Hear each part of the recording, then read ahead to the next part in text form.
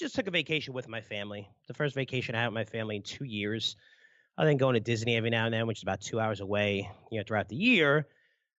But it's our first vacation in 2 years because it's been very busy. Open the business, Curzio Research, launching a security token offering where investors get an equity stake in my business. That required a lot of time and effort since it's the first time ever where investors get an equity stake in a financial newsletter publisher through a security token. Uh, but I need to get away with the family, right? It's why we work so hard. It's why we do what we do, right, for our families to make things better for our kids. And we have an equity timeshare thing in the Dominican Republic, and it's at the Hard Rock Hotel. And it's something like we bought it about 4 years ago. You get 15 weeks, all inclusive. You can use it anytime. And it's an international timeshare where we can vacation at several different Hard Rocks pretty much all over the world. And I wanted my kids to experience what it's like outside the U.S. because, most kids these days could be super spoiled. Good, my kids, everybody's kind of spoiled. But, they have phones at 13, 14 years old. They have access to social media and rant and rave about everything. They drive in cars at 17, usually wearing the latest line of new clothing and stuff like that, and hip clothes. In the real world, there's people who don't have access to clean water. There's people who don't have access to food, to doctors. And I want them to get a better understanding of the world, how, they're very fortunate to be living where they're living in the U.S., and just to put things in perspective, right? Not take things for granted. And it's just something I want to do with my kids, not that everybody has to do. But, so I made sure I got something international where we can go at least once a year, but I haven't gone in a couple of years because everything's been busy. And we did it where our kids were in school. We made sure that they did a ton of work the weeks before because this week just made sense because it's going to get very busy for us over the next couple of months as well. So anyway, the Hard Rock is in Dominican, located in Punta Cana. It's an awesome place. It's on 20 acres of beachfront property, has 12 major pools, right? So for adults, kids, partying, hanging out. Yeah, the kids' pool has water slides. There's food at every pool. There's liquor, there's drinks, whatever you want. There's over 20 restaurants you could eat at. Serve everything from Italian, Mexican, Brazilian, buffets. You get snacks, 24-hour room service, whatever you want. So everything is free with the all-inclusive membership, almost everything, right? Except for excursions and things. And so we've been going for 5 years now. We went for four. This is our fourth time, but we missed a year. So it's just a really cool place to go. You say, well, you have all access to all these other places. Why go there? Well, they have this kids club where, you can drop your kids off and there's like 10 different girls that take them everywhere, all over the place. They do big contests. They take them to Michael Jackson shows and stuff because there's a big theater there. They take them to the pools, lunch and dinner. They do arts and crafts, arcade video games. And we know like 4 of those girls have been working there over the years. My daughters love them. My wife keeps in touch with them through Facebook. So my kids immediately, as soon as we get there, want to go to the kids club. And when they're there, we can't get them out, right? They're open from like 10 a.m. to 11 p.m. We can't get them out. They don't want to leave. And we go on these vacations, say, we want to hang out with the kids.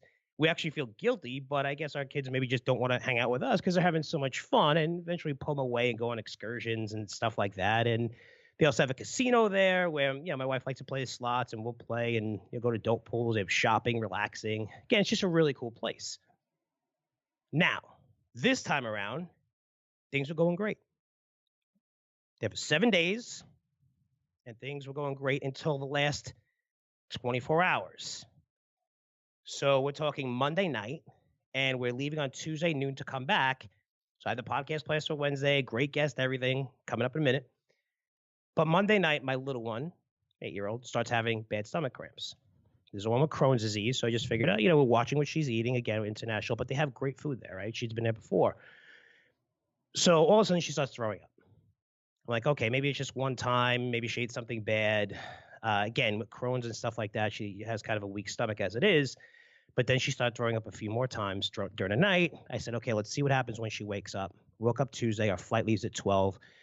6, 7, 8, she's throwing up like crazy. So we basically called the doctor at the Hard Rock. That doctor diagnosed her with food poisoning. So she get to the hospital right away, which is like 20, 25 minutes away from the hotel. They take blood tests, confirm that it's food poisoning, and she can't keep anything down. Even she sips water, she's throwing up, right? So the doctor told us, listen, we got IVs in there, which is very important, right? Because when you got to be dehydrated, and she really couldn't drink anything or eat anything. Said, it's smart to keep her 24 hours. And they were right. So they had an IV in her. She started getting better. She wasn't throwing up. She had, with diarrhea and everything. But anyway, we had to cancel our flights. JetBlue, I always tell people about the horrible stories of airlines. JetBlue did a great job. I don't get insurance for airlines because every time I've done it and 3 times I needed it, it's a massive, massive, massive process to get your money back. I'm just like, forget it. It's not even worth it. You don't go through the airlines, you go through insurance, you got to go fill out a whole bunch of paperwork, whatever. So they actually transferred everything without any fees. I guess they heard in our voice, say, listen, we had no choice and whatever, but they did a good job. So able to transfer, that over through JetBlue. And so now we're at the hospital. And before we left the hospital, we talked to the manager and they said, hey, don't worry about the room. Everything's cool. You guys are good. You have the room. We're like, fine. Okay. So at the hospital in the emergency room, pretty much for 5 or 6 hours.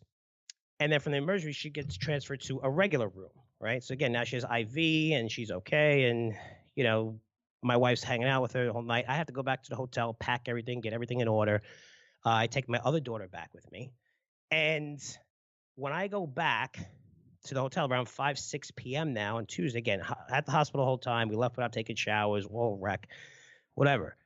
Now, the place sits on 20 acres. So when you walk to your room, it's almost like 3/4 of a mile. So I go all the way to the room. The hotel key doesn't work. I got to walk all the way back. Again, I have to spend the whole day in the hospital. Go all the way back. I said, I have to wait online. A lot of people checking in. And I'm waiting online for a good half an hour. They said, the key doesn't work. They said, well, your room's no longer available. I said, well, my luggage is in there. Told them the story. Manager comes out and says, well, okay, we put a hold on the room, and this is what we're going to do for you. We're only going to charge you half price for today. And we're only going to charge you $550. That's their half price rate. Again, I don't know, because we bought a package and we get the whole week for free for another 15 weeks. We're fine. It's like a VIP membership. We paid a lot of money for, whatever. So they say, okay, we're going to do you a favor. We understand your daughter's sick. $550 stay extra night. This is where things get interesting. So I was like, are you kidding me? And my daughter got food poisoning eating your food, right? We ate all the food there at different restaurants. We didn't eat anyplace else, which I'm okay with, right? Restaurants have that. I've seen good restaurants have it, bad restaurants. We've been there all the time. Everything's been good. And just something that, whatever, bacteria on it, whatever it is, fine. That's okay. But I'm here one extra day because of you. I'm not here using your facilities. I'm not here using your pools. I'm not here using your restaurants. I'm at the hospital all day. Have to pack my luggage, trying to get some sleep because none of us slept because my daughter's basically throwing up the whole night. And they were like, well, sorry, that's too bad. Maybe she didn't get sick from eating our food. I said, are you kidding me right now? I said, your own doctor diagnosed her with food poisoning. I said, we only ate here. There's no place. You can't really go outside the facility. You don't go, everything's inside the facility. They have everything. Tons of restaurants. That's where you stay. And they're like, we don't offer free rooms. And again, that's all hell broke loose. Now, look, I'm not looking for a free handout here. But the room at the hospital costs $1,800, which my insurance company is going to cover the emergency part. But the fact she went to another room, they might not cover that. I'm not too sure, right? We'll talk to the insurance company.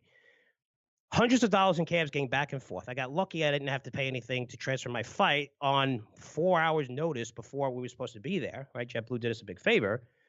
Doing the podcast one day late. My older daughter's supposed to be here on Wednesday because we're supposed to fly in on Tuesday. She gets braces Wednesday. Cancel those appointments. We have to reschedule. They're also going to miss an extra day of school. Which again, made sure we did tons of work weeks before, saying go away with us. Never take my kids out of school, go on vacation. Again, we just haven't gone on vacation in a while. I want to spend time with my family. But I went off on the first guy I was talking to. So then he grabs the manager, and she sits with me, and she's like, well, that's all we could do for you. And it's a great deal. And I said, I have a VIP membership here. This is the 4th time I've come here. My wife and I go on tons of excursions with the kids, which you have to spend extra money for. We gamble at your casino. And despite being all-inclusive, we spend a lot of money here. We do. Buy lots of stuff, have fun. Now, I told him, you have the opportunity to do the right thing here. And the only reason why I need the room and I have to stay an extra night is because of you, because my daughter got food poisoning from eating at one of your restaurants. And you're going to charge me for it? And she said, that's all we could do. So I basically, in a nice way, told her that she's an asshole. And I'm going to sell the membership, which I got tons of offers for, since they only had like 3 Hard Rock hotels you can go to when we first bought this membership. And now they're like 10. So we tried to buy it and said, hey, if you're interested in selling it, you could sell your membership at a big profit and this and that. No, we liked it there and everything. But It's a company. It's a hotel that made tons of money from us. We put a lot of money up front to buy this whole package, which if we go 15 times makes sense. But if we don't go, then it would be expensive. And for $550 for the room, which by the way, they said it's 50% discount. I'm not too sure. Again, we buy the whole week we bought the week's pre-time. There's well over 1,000 rooms at this place. So they're making $100,000 every night, but they didn't even care. And I'm not here to rant in the opening, right? I mean, everyone listening to this has their own story where they had a terrible experience traveling, on vacation, buying something, whatever. I get it. So I know you can feel me right now, and everyone has their own stories. But there's something much bigger to this.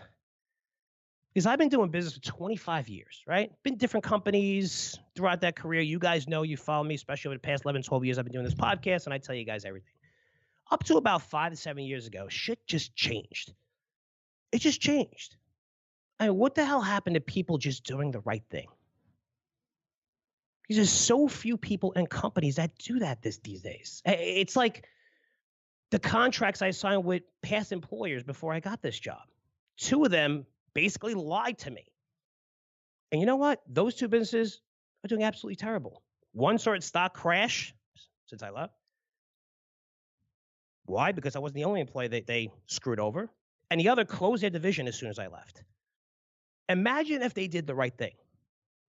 The franchise that I have today could have been under their umbrella if they just did the right thing. They just treated your employee the way you're supposed to. You didn't lie to me. You didn't try to steal money from my podcast and tell me you're going to pay me something and didn't pay me. Just by doing the right thing. Like, what happened to that? Instead, it's all short-term bullshit. Like, how can I make a ton of money off this person over the next year or 2? Well, you know what? To those 2 companies, look how that turned out for you. I mean, partnerships back in the day. I mean, it's like McDonald's and Coca-Cola. It's great for both companies. They're partners forever. Nike, Apple, GoPro, Red Bull, Apple, MasterCard. I mean, even Best Buy recently partnered with Amazon. But it's got to be a deal, for partnership that works in both of your favor. And if I sign a partnership with someone and I'm benefiting 90% and they're benefiting 10%, and they're bringing a lot to the table, then I'd restructure that deal later on and say, hey, let's make, because this is a great deal for both of us. Otherwise, that person's going to be like, hey, you know what? It's not a good deal for us. Let's leave. And, you ruin the partnership, especially if the partnership could be like a Coca-Cola McDonald's, something like that. Just a strategic partnership that benefits both companies. I have my own business. My name's on the door. And we're starting to partner with a lot of companies. And every time I sit down with these companies, I say the same thing. It has to be a 2-way street. Let's come up with a long-term plan. Again, my name's on the door. I want to partner for decades, not the next 6, 12 months where we screw over people. And I promise, I'm not going to be the one that gets screwed over. But what happened to this? Like this whole model, because this has happened over and over. And even the business deals that I signed, companies that I worked for in the past, seriously, maybe over the past 10 years, it's been so bad, like people screwing each other royally, especially in our business. When I see our business, financial newsletter publishing business, it's a small business. We all know each other. It's not a zero-sum game where, I'm going to be able to take all the business away from my competitors. No, you can own my newsletters and own their newsletters. It's like watching a news channel. You're going to watch CNBC or MSNBC, NBC, or you'll watch Fox Business News and Newsmax, whatever. You don't have to watch one or subscribe to one. We know the numbers. People subscribe to a lot of different newsletters. And if you partner, we could all do well together if we do the right thing. But even in our business as well, you see people just backdoor people. I don't get it. I never understood that. Like, if it doesn't work, it doesn't work. But why screw over someone when it's going to give you a bad name? That person's going to tell 10 times more people than even if it's a good partnership, right? Because people love to talk about the negative stuff and post on social media and all that stuff. But it's just crazy. It's like absolutely insane. You go to Dominican Republic, they had to do the right thing. It's not that I wanted, it's not the $500. It's, we stayed an extra day because my daughter got food poisoning because of you. I'm in the hospital 24 hours. You think they'd be like, hey, you know what? You've been coming here for 4 years. You're going to come here for another 10 years, spend plenty of money, which the $500 is meaningless to you with the amount of money we'll spend over the next 5, 6, 7 years. Because we really like going there. Maybe we go to a different one. Again, it's all under the Hard Rock. But really, and I told him, you had the chance to do the right thing. If I had to guess, I'm probably a top 5% customer there. I've been there 4 times. Most people go there once. They go to different places. You had the opportunity to do the right thing, and you didn't do it. And now you're going to lose a client. But think about that, guys. If you're opening your own business, if you're doing that, I mean, if you want long-term partnerships, you want things to work, think long-term. Don't think short-term. And you're going to screw this person over. It just doesn't make sense. Look at big companies. Big companies, they don't screw over those little guys all the time. They have, Apple has deals with suppliers. Walmart has deals as well. Yes, the deals are going to be in favor of Walmart and Apple because they're bigger companies, but still, you want the partnerships to go long-term. The volume that you're going to do with those people are incredible. But I just don't understand how people do this. Happens so many times to me, to friends. Like, just do the right thing. I encourage you equity owners. I have a person who emailed me who came in for a $25,000 membership, which entitles you for 2 years to all of our services for free. If you come in for $100,000, you get everything for free for life. And this is a person that's unbelievable, like just a crypto analyst. Love him. He always comes up with brilliant ideas, talks to me all the time, really deep, hardcore research. And I told him, I said, you know what? He came in for $25,000. And I said, look, I'm going to give you the membership for free for life. And he's like, thanks. I said, no, thank you. You give me a ton of research. Now I have a person I can rely on that if there's something, remember, crypto's a crazy world. There's something I don't understand. He'll answer me right away. We still talk. We send emails, once a week or whatever. But now you have a contact for life who could help me, not only help me, help my subscribers to my crypto intelligence newsletter. I mean, that's the way things should be, right? When you do the right thing. But I don't understand why that happens. I mean, email me, frankkurzerresearch.com. I'm interested to know more. Again, guys, it's just, I want to hear stories from you because I see this all the time. I'm engulfed in business all the time. I talk to so many people. I have a very big network. And time again, I see this. Where people are just getting screwed and they get screwed. And it results, I'm telling you, the people that have done this, even in our industry, you're seeing their business decline now. It happened to me at a company I worked for previously, a while ago. And now it's gotten around that I wasn't the only person they screwed on the way out. They screwed a lot of other people. Now nobody goes there. It's reflected in their stock price. It's crashed completely. And it's horrible because they lost a lot of talent. They screwed a lot of people over. But again, so the long-term business model just is broken. That's why your stock is terrible. That's why your company is terrible. But I just don't understand why people don't do the right thing. Anyway, a little bit of rant there. But now I'm back in the States, taping this from my office in Florida. My daughter's still sick, not throwing up anymore, has bad stomach cramps. And that poor kid can't catch a break, but she's doing okay. She'll probably be better next couple of days. But that's why I'm taping this podcast one day late, which I apologize for. Since I always publish Wall Street Unplugged on Wednesday and try to never miss a week. So we didn't miss a week, but it got published a day later.